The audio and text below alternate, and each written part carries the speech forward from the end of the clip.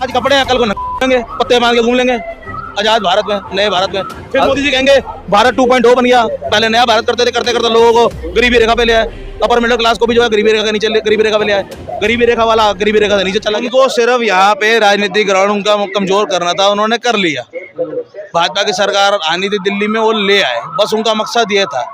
अब केजरीवाल के ऊपर कोई कार्रवाई नहीं होगी, कोई कुछ नहीं होगा, वो ज्यादा उछलेगा। फिर अभी चुनाव आएंगे 5 साल बाद दिल्ली के, फिर उसको दबा दिया जाएगा। आजा भाई 6 महीने के अलावा खा ले, फिर चला जाइए बाहर।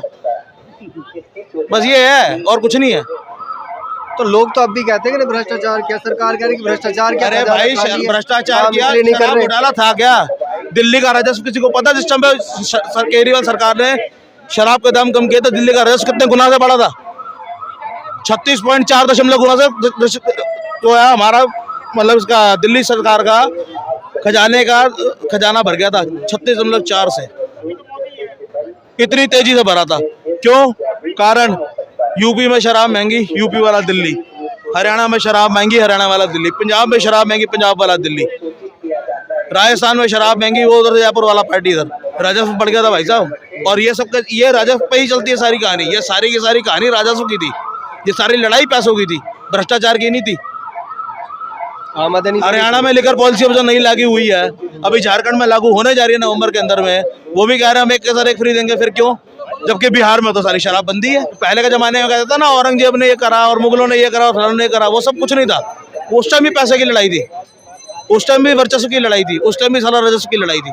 आज भी वही है, लेकिन जनता को गुमराह पहले किया गया धर्म के नाम पे, अब किया जा रहा है करप्शन के नाम से। अब कोई उम्मीद है? जो रेखा गुप्ता की सरकार है, फिर क्या होता है यार, रबड़ स्टैम्प की सरकार है। तो थोड़ी बहुत उम्मीद है कि कुछ हो सकता है। नहीं, कुछ नहीं हो सकता है। उनसे कोई उम्मीद नहीं रख सकते। 5 साल तक ना उम्मीद है, वो सिर्फ स्टैम्प है। उनको चलाने वाले हाथों से उम्मीद रखनी चाहिए आपको, क्योंकि वादा उन्होंने दिल्ली में आकर के खुले मन से किया था बहनों को। मेरी बहनों, मैं 2500 रुपया प्रत्येक अपनी बहन के खाते में डालूंगा।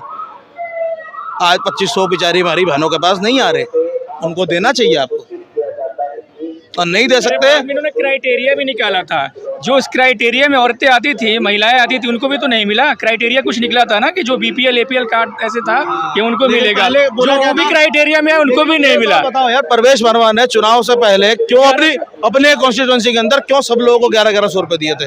उस टाइम क्राइटेरिया क्यों नहीं बोला गया था? ये बात पूछनी सिर्फ। कार्यालय से, बीजेपी कार्यालय से बांटा गया था 1100 रुपये, वो भी चुनाव से पहले। अगर वही विपक्ष में कोई बांट दिया तो कितना हल्ला होता, उसको वहीं से वहीं दबा दिया गया। चुनाव के अंदर में चुनाव को, वोटों को बायस करने का तरीका नहीं, वोट खरीदने का तरीका नहीं। निष्पक्ष चुनाव होना चाहिए। चुनाव आयोग इसके लिए ना देश के अंदर। चुनाव आप सरकार में नहीं, पहली बात, आप सरकार में होते, आप ये काम करते, आप अच्छे लगते। केजरीवाल सरकार में था, केजरीवाल सरकार अगर ये काम करती ठीक थी, क्योंकि वो सरकार के तहत स्कीम बना के देती। आप कौन सी स्कीम के तहत दे रहे थे भाई साहब? इलेक्शन कमीशन से पूछने वाला कोई नहीं, और इलेक्शन कमीशन को सिर्फ हिजड़ों की तरह चौराहे पे खड़ा होकर ताली बजानी आती है। इलेक्शन कमीशन पर गंभीर आरोप लगा रहे हो। गलत क्या लगाया भाई साहब, ये बताओ ना। कि वो देख ही नहीं रहे। 500 करोड़ पे पकड़ा गया था एमपी के अंदर, चुनाव से ऐन वक्त है, बीजेपी के नेताजी की गाड़ी के अंदर। क्यों उसको रोका नहीं गया? वो पैसा कहाँ गया? 500 करोड़ रुपए नकद, इनोवा गाड़ी पूरी पीछे तक भरी हुई थी, नाक तक। कहाँ गया वो पैसा? सब हजम हो गया। हजम नहीं हो गया, वो पैसे को छुआ तक नहीं गया, हाथ नहीं लगा सकते थे। और अगर यही कोई झंडा लटक रहा था भाजपा का, और वही भाजपा डंडा होता था अंदर। और कोई विपक्ष का होता तो? विपक्ष का होता तो क्या होता? हल्ला ही होता।